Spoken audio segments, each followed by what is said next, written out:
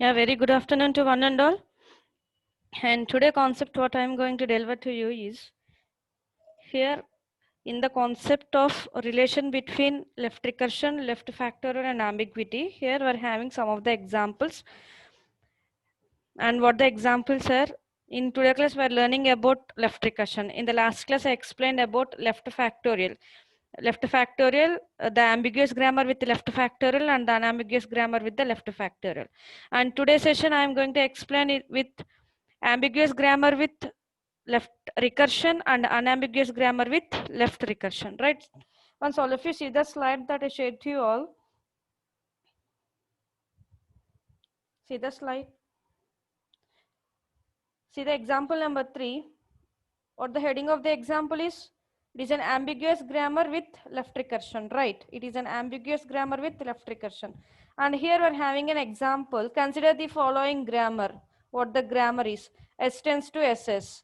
S tends to SS or epsilon. Here we are having the grammar is S tends to SS or epsilon. Where in the grammar we are having only the one variable, that is S. Having only one variable, that is S. And what we are going to prove by taking such type of an grammars? By taking such type of an grammars, what we are going to prove? Initially, to prove that the given grammar is an left recursion grammar. How we are going to prove that? How we are going to prove that? It is a question here. And we know what the syntax of the left recursion is, right? What the syntax of the left recursion? If the grammar is in the form of A tends to A alpha or beta, if any production in the given grammar map with the production of the left recursion, map with the syntax of the left recursion, then we can call that the grammar consisting of an left recursion. What it means is the grammar is having a problem with left recursion, right? A tends to A alpha or beta is the syntax. We need to map that syntax here. Map that syntax with the given grammar. A tends to A. That means here the S tends to S. What it means? Clearly this grammar has the left recursion, right? Why? Because it is mapping with the syntax of the left recursion. Then we can finally give a statement like that this grammar has a left recursion. And now let us prove that for whether it is an ambiguous grammar or unambiguous grammar. And here I'm proving by taking the string like and W is equal to epsilon. W is equal to epsilon. See the slide here. Here we're having in 3 representations where the 3 are deriving the input strings in the form of an epsilons. But while considering the first tree, the input string there I derived is an epsilon. In the second tree, 2 epsilons. In the third tree, 3 epsilons, and so on. 4 epsilons, 5 epsilons, and so on. What it means is epsilon star. We can take it as an epsilon star.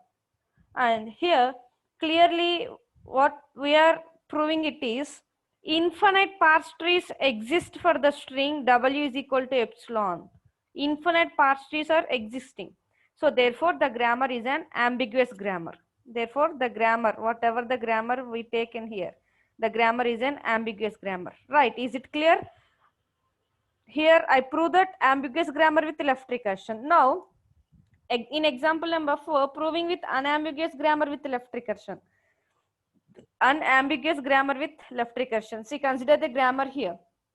Consider the grammar here. What the grammar is? S tends to SA or epsilon. S tends to SA or epsilon. S tends to S. Again, while mapping with the syntax of left recursion, the given grammar is mapped with the syntax of left recursion. So clearly we can define that this grammar has left recursion. And if the grammar is having the rules like this, the S is the only one variable where it is deriving either it may be an SA or it may be directly an epsilon. What it means, the language that we are generating from this type of an grammars are epsilon comma A comma AA comma AAA comma and so on. So for such type of strings, a unique parse tree exists. A unique parse tree exists. So therefore the grammar is an unambiguous grammar. You represent the trees for this ambiguous grammar by taking the S tends to SA or epsilon by taking the grammar in the form of s tends to sa or epsilon. And first the initially define what the L is. L is nothing but the language where it consisting of or set of strings, and how many strings that we are going to generate with with such type of an grammar, just make a note of those and check it out by representing the tree structures. Then you can clearly understand it generates an unique parse tree for all the strings in that we defined in the set, right? Therefore this is an unambiguous grammar. Next,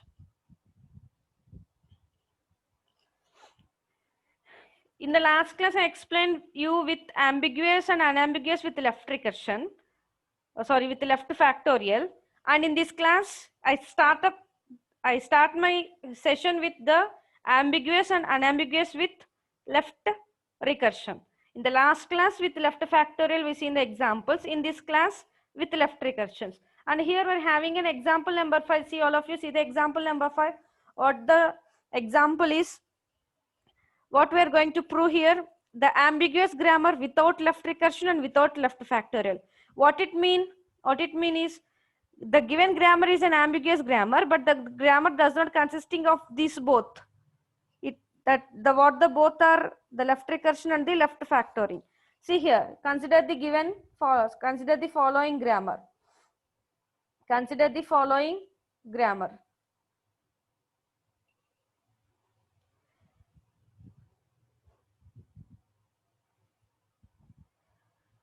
All of you note this grammar. Note down this grammar. What the grammar is, S tends to A or B, A tends to A, B tends to A. Here in the grammar, we are having three variables, S, A, B, and with the S, by here I am mapping the syntax, whether the syntax of the left recursion is mapped to the given grammar or not. Just I am checking out, I am verifying it, right? S tends to S, or like that A tends to A alpha. So no rule is mapping with that A tends to A alpha, or again I am checking out for any common prefixes with the grammar. There is no common prefixes in the grammar. So what it means is the grammar does not consisting of the both left recursion and the left factorial, right? And here I proved that this grammar is without the left recursion and without the left factorial. Now what I am going to prove, ambiguous grammar or not, checking out whether it is an ambiguous grammar or not. See here, for the string like an AA, for the string AA, how many parse trees that are generated here? Two parse trees. Two different parse trees exist for the string W is equal to AA. What it mean? Therefore, the grammar is an ambiguous, right? I think you all understand the concept. First, initially, how to identify, how to note that whether it is having, the grammar is having a problem with the left recursion and left factoring and ambiguity. And then we are checking out whether it is an ambiguous grammar or unambiguous grammar, right? Say example number 6.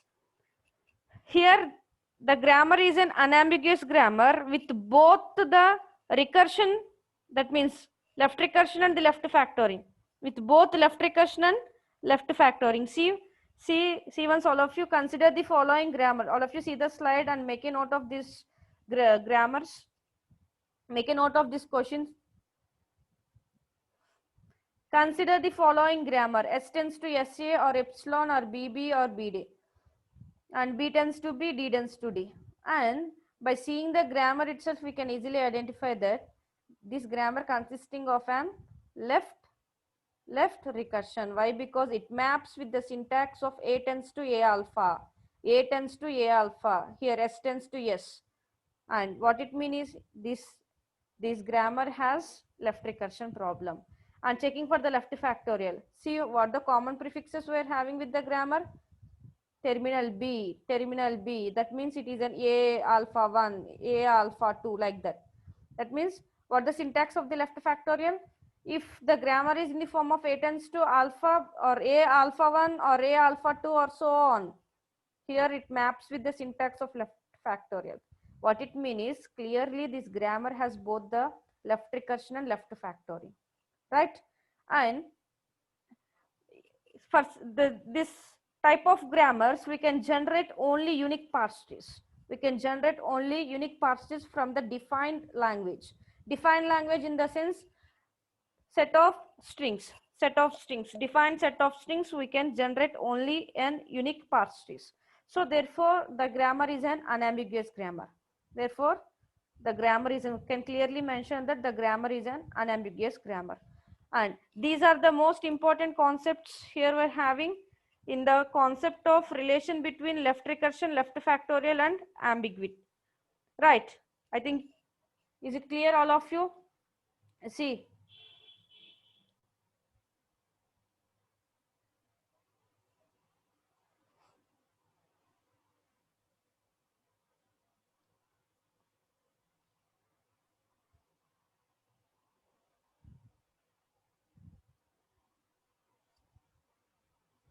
what the concept is, relation between left recursion, left factoring and ambiguity.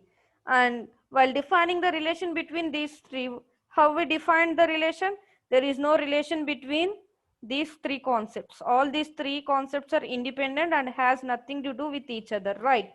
And by seeing the examples we can clearly show or prove the fact that these, whatever we define the points here, all the points are correct, right?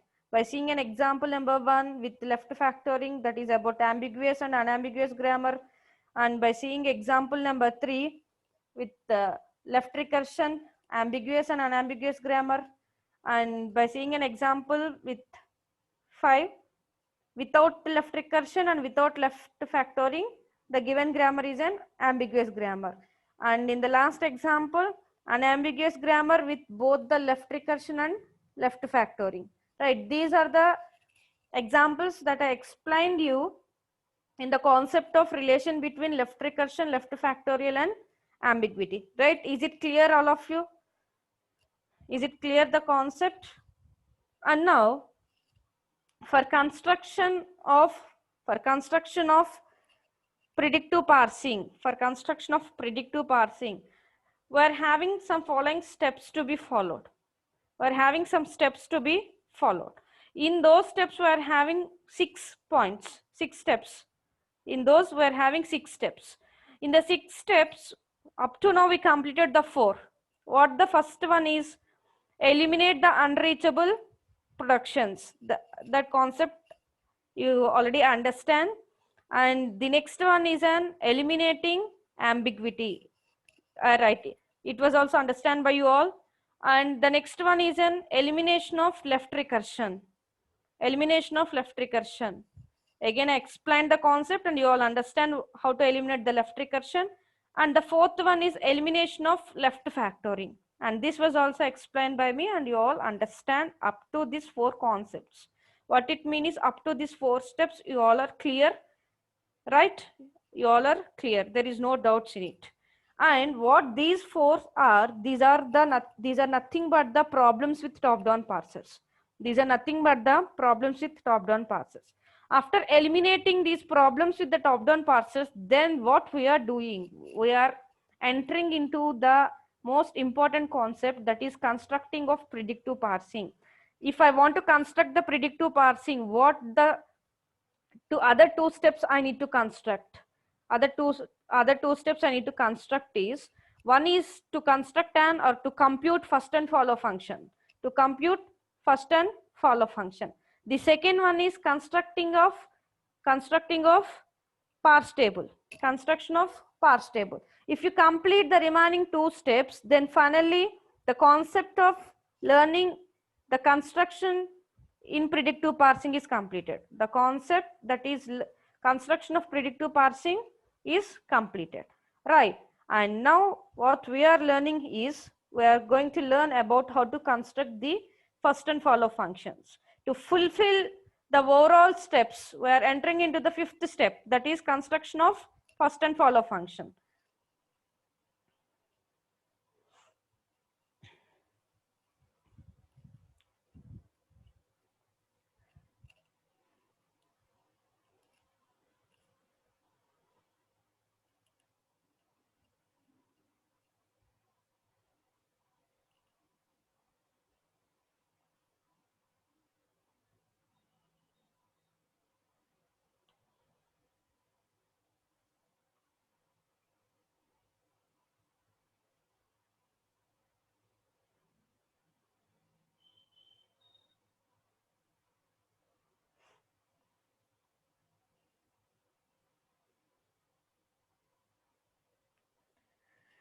what is first function and what is follow function?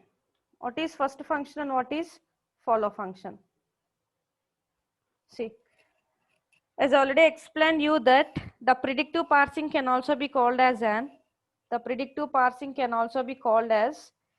non-recursive descent parsing, or it can also be called as an LL parsing, or we can call it as an predictive parsing. There are three terminologies that we are calling about the predictive parsings, right?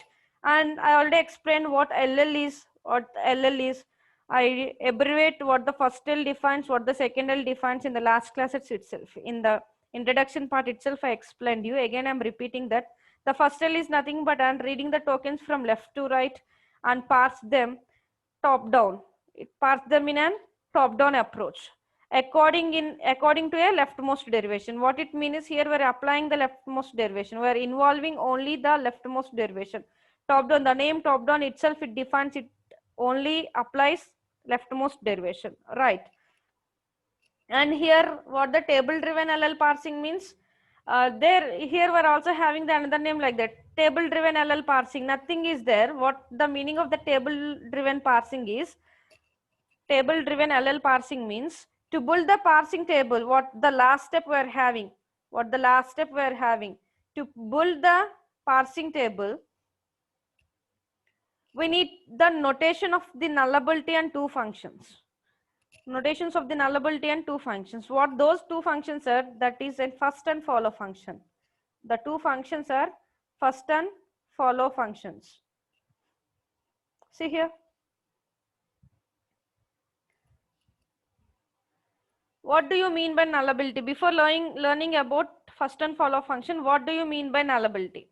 Nullability is nothing but a null value. Like here we are taking in the form of an epsilons.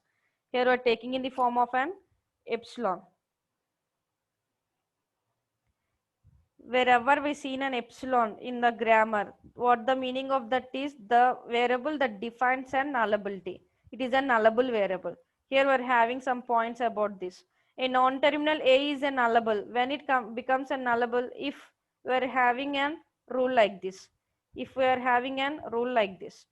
What it means is, what the definition of this, can anyone know? A tends to epsilon. There is two representations here. What the representation of A tends to, A directly tends to epsilon, and A with star mark, here we are having epsilon. What it mean? Can anyone know? And in the interaction section I will ask you. There itself I clear the doubt. A non-terminal A is nullable if A yields. What it means is, A yields, yields, yields the input string epsilon, or A is nullable if it has the production A tends to epsilon. What it means is, from the A we are deriving the input string epsilon, that this is the representation for that, and this is the representation of the production representation in the grammar. Clearly A is nullable if it has a production A tends to epsilon, right? But A is also nullable if we are having some examples. See, A tends to B. See, both B and C are the variables here, but B is deriving an epsilon and C is also deriving epsilon. And to derive something, if I use epsilon in the place of B and if I use epsilon in the place of C, then finally what the A yields there? What the A defines there? Epsilon. So finally what we are calling here is A is also a nullable. If we are having an productions in the grammar like this, then finally we can say that the root node, the starting symbol of the given grammar, what the given starting symbol of the given grammar is A. A is a production and it is also an nullable, and it is also derives and nullable, right? And here we're having some points about the nullability. In other words, if A tends to epsilon, or there is a production like this, A tends to B1, B2, B and so on, Bn, where these B1, B2, Bn defines the rules like an epsilon. Epsilon means a nullable. Then finally Finally, A derives epsilon. A defines an epsilon, right? And this is an simple concept. No need to worry about what the nullability is, what the points that we're having here, what these productions are. This is an example of how to show the representation of an epsilon when we are writing the rules in the grammar. That's it. That's it. If you see the rules like the rules with defines with an epsilon in the given grammar, then we can clearly define that the variable is a nullable variable. Why? Because it defines an epsilon as a production, right? This is the thing that we are having here. And see here in the grammar we are having some rules. E tends to t e dash tends to plus t e dash or epsilon, t tends to f t dash tends to star f t dash or epsilon, f tends to open parenthesis e closed. This is the given grammar. This is the given grammar. Actually, if you remember the grammar from where it was taken, after eliminating the left recursion, there we get an grammar. See, that grammar is taken as an example for construction of an first and follow function. Why? Because means that grammar does not consisting of a left recursion. After eliminating the left recursion, that can be called as a modified grammar. So for that modified grammar, we are constructing the first and follow function, right? Once go back to the previous classes, in the last classes, there when we are eliminating the left recursion, there I explained with an example. Once all of you see that example, and then you can clearly understand this concept. The grammar is an left, there is no problems. What the problems here? There is no problems with the top-down parser in the given grammar. That means there is no ambiguity, there is no left recursion, there is no left factorial, there are no unreachable productions in the given grammar. Right, once you all check it out and you yourself may conclude that the given grammar is overall error-free from the problems with top-down parsing. Error-free from the problems with top-down parsing. Then this grammar can be called as a modified grammar. Modified grammar. Now we are taking this grammar and we are constructing an first and follow function. See here, how we are defining the nullabilities means in the given grammar, E dash is defining the rule epsilon, T dash is defining the rule epsilon, and E is not having any epsilon, T is not having any epsilon, F is not having any epsilon, right? So here we are defining there E dash and T dash are nullables. Why? Because consisting of an epsilons, and E, T and F are not nullables. E, T and F are not nullables. Are you clear? E, T and F are not nullables. And after knowing what the variables are nullables and what the variables are not nullables, then you should make a table representation like this. You should represent the table like this. What it means is here we are having two columns. One is for the non-terminal and another for the nullable. And E is not having any epsilon in the production, so it is no. E dash is having an epsilon, yes. T is not having any epsilon in the production, no. T dash is having the epsilon, so yes. F production is not having any epsilon, so it is no. Right? Is it clear how to represent the table from the given grammar? E dash is having an epsilon, make it as S. E not having epsilon, make it no. T no epsilon, so no. T dash having epsilon, yes. F not having any epsilon, no. Yes, that's it. That's it, the representation of a table. It's a simple topic before entering into the construction of an first and follow function. Initially, these are the two most important constructions, first and follow function. Now, give a grammar G. We may define the functions first and follow. From the given grammar, we are constructing the first and follow. Right. Here, first of alpha, what the first of alpha, the definition of what the first is and the definition of what the follow is. Here were 2 points for the first and follow. Right. What the first is, set of all terminals that may appear as the first symbol. Make a note and underline this word. Underline this word. Set of all terminals that may appear as the first symbol in a replacement string of alpha, as the first symbol in a replacement string of alpha. This is the definition of what the first of alpha is. To clearly know what the first of alpha is, by seeing the example, it is clear to you all. Just wait for the further slides.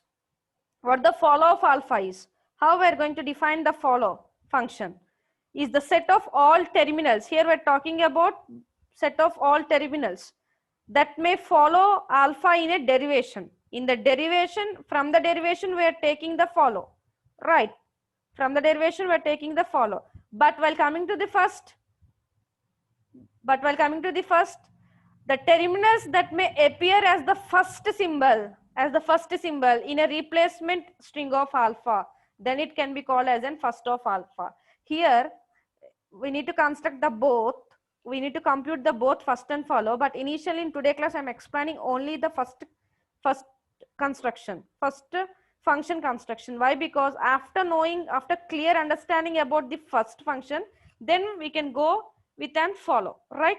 Without clearly understanding the first function, if I explain the follow, you will get confused. So after understanding the first, then I will go for the follow function, right? And to construct the first function, here we're having some following rules. What the rules define is, here, for example, we're having a rule like this. Rule in the sense, the production consisting of both the LHS and the RHS, right, tends to before we are considering as an LHS, tends to after we are considering it as an RHS. Make a note. What I am saying now, just make a note. It is very useful to you for understanding what the function is, right? A production is in the form of A tends to alpha. A tends to alpha. It is the syntax. A tends to alpha is a syntax. To define the production, we need to use the syntax like A tends to alpha, right? A is an left hand side, alpha is an right hand side. Make a note of this. And now I want to construct the first function for all the left hand side variables. And for example, I want to construct like with an E for the variable E. E tends to something the production I'm having. I'm explaining, I'm just giving a sample example. E tends to some production I'm having. Now I need to construct the left hand side variables. I need to construct the first function for the left hand side variables. What it means is, I'm clearly going into clearly explaining with an example, and then after again I will show this slide, then you can clearly understand. See here. See, A tends to alpha. This is in the format of A tends to alpha, A tends to alpha, A tends to alpha, A tends to alpha, A tends to alpha, right? Point number 1 clear? Now, A is an variable, alpha is the combination of both the variable and the terminal, right? And what the left hand side variables are in the given grammar, what the left hand side variables are? E, E dash, T, T dash, F. Now what we need to do is, we need to construct the first function for E, construct the first function for E, construct the first function for E dash, construct the first function for T, construct the first function for T dash, construct the first function for F, right? Now, how to construct the first function for all these variables? Here we are having a question. For example, now I am constructing the first function for the variable E, and in the given grammar, what the rules that the E defines, I am taking those rules. What the rules that the E defines, I am considering those rules, right? See once here. And now constructing for first of E, and what the rule that the E defines in overall grammar, E is having a single rule, that is E tends to T dash. Now I am writing here, and now I am writing here, right? And to define what the first of E, and here it is the most important point. After tends to, what it means is, the beginning of the right hand side, whatever the thing that we are having, whatever the thing, that means here, see the definition, then you can clearly understand. First appears as the first symbol. appears as the first symbol in the right hand side of the production. Appears as the first symbol in the right hand side of the production. And in the right hand side of the production, for now I am constructing for the E, right? Now I am taking the rule E tends to TE dash. Why? Because for which variable I am constructing, I need to take that rule itself. I am not constructing for all the rules, only that rule. In the given grammar, what the rule for the E is? E tends to TE dash. Is it clear? Is it clear up to this point? Now by taking E tends to TE dash, and now I need an answer for what the first of E. So at the right hand side, what the first thing that was appearing here? What the first symbol that was appearing here? It is an non-terminal. That means it is an variable, right? So I am defining that first of T is subset of first of E. First of T is subset of first of E. If the symbol is a non-terminal, we need to write like this. First of T is subset of first of E. And from the given grammar, T is not defining any epsilon, isn't it? T is not defining any epsilon. So T is not nullable. T is not nullable. And what the first of E is? First of T. And now we need to determine what the first of T is. We need to construct for the T now. We need to construct the first function for the T now. Because till now we didn't get what the answer for the first of E. First of, when I am taking the, I am applying the algorithm, when I am reading the production, the first symbol that was appearing is a non-terminal. So if it appears, if the symbol is a non-terminal, then again we need to construct the first function for that symbol. So we need to determine the first of T. Now, in the given grammar, what the T rules are? T defined rules are only one rule. T tends to FT dash. We need to take this rule. We need to take this rule. Now, C1. Now I am constructing first of T, right? What the production is? T tends to FT dash. And now again I am checking it. First of T, what the first symbol that was appearing here? F. Again the F is a non-terminal. Again the F is a non-terminal. For the non-terminals, we are not directly writing the answer like non-terminal. If you get the non-terminal, then again you need to construct the first function for that non-terminal. Here we are having such type of a rule. So what we are doing here is F is subset of T. F is subset of T. From the given grammar, T is not having any rule epsilon. T is not defining any rule epsilon. E is also not defining any rule epsilon. T is not also defining any rule epsilon. F is also not defining any rule epsilon. Right. So T is not, sorry, F is not nullable. So first of T is equal to first of F. First of T is equal to first of F. Now what we need to determine? Again we need to go for constructing the first of F, right? Because for the first of E we didn't get the answer in the form of the terminals. For the first of T we didn't get the answer in the form of the terminals. And now we are constructing the first of F. Now we are checking out whether the output should be in the form of terminals or not. And what the first of F? From the given grammar, what the rule of F is, what the production of the F is, F tends to F is having three rules. All of you see here, F is defining three rules. One is open parenthesis, E closed parenthesis. Another one is an ID and another one is a num. These two are the terminals. Directly we can take this. And when I'm reading the first of F, what the first symbol that was appearing here, open parenthesis. Again, it is also a terminal. So for constructing the first of F, we are getting three answers in the form of terminals. What are those? Open parenthesis, ID, num. Right. See, open parenthesis, ID, num. Right. Now we get the answer in the form of terminals. Until what we are doing, if the first of variable is defining directly in terminal, we can directly write the answer terminal.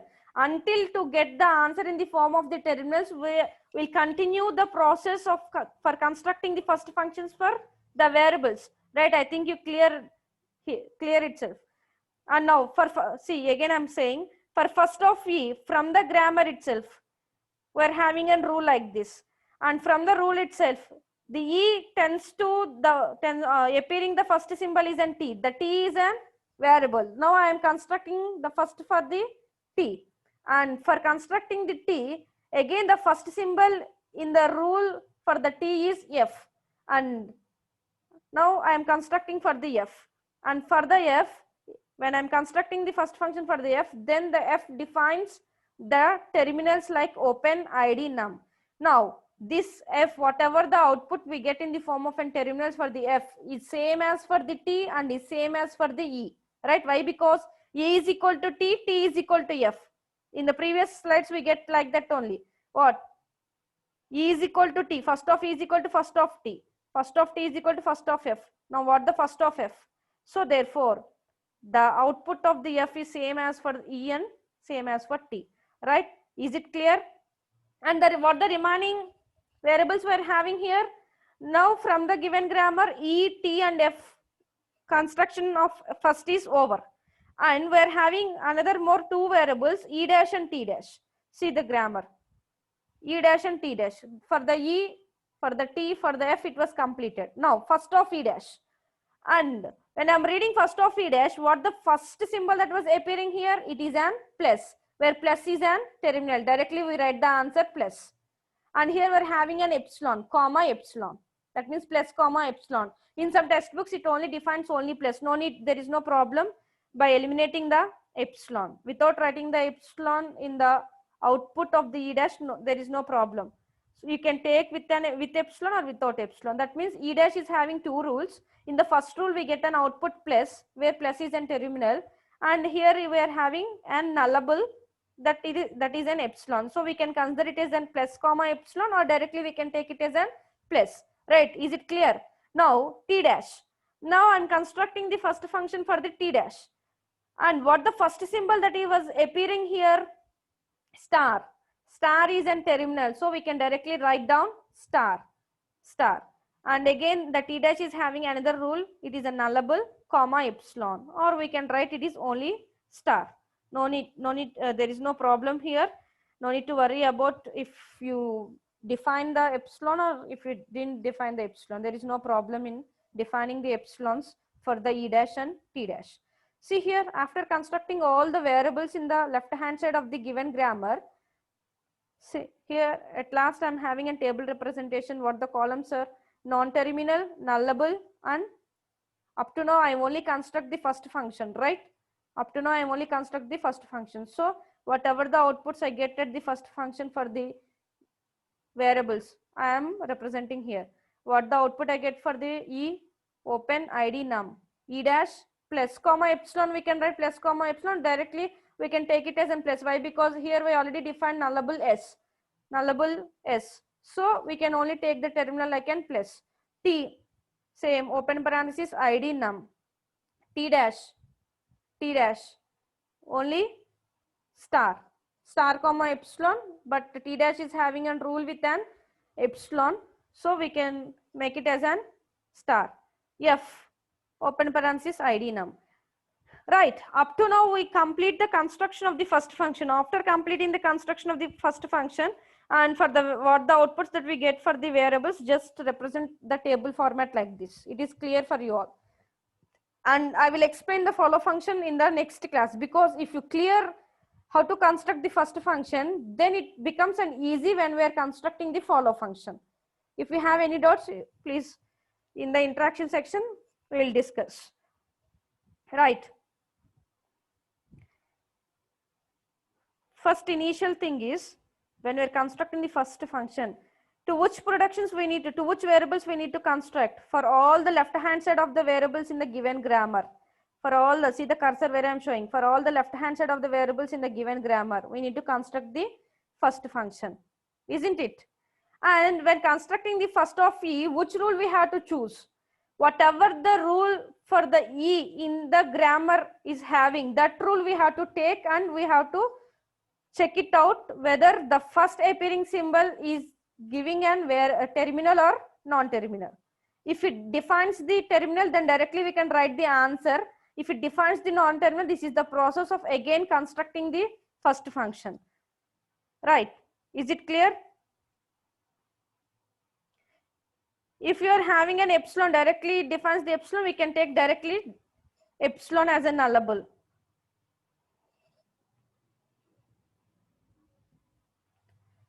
Most important concept for the construction of first and follow, if you clearly understand the first function by applying, see, as I already told you that after seeing the example, I will repeat the rules here. After seeing the examples, as I said that, I will explain this slide. See here, for every terminal x, first of x is x, right, isn't it? For every non-terminal x, if x is having a production like this, then first of y1 is subset of first of x. First of y1 is subset of first of x. Furthermore, if y1, y2, so on, yk are nullable, then the first of yk plus 1 is subset of first of x, right? And here we're concerned with the first of x only for the non-terminals of the grammar.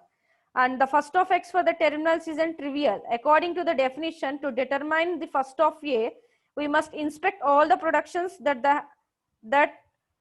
have a on the left, as I already explained you. A is nothing but an variable. The left hand side of the variables in the given grammar. Now with the example, I make you clear how to construct the first function.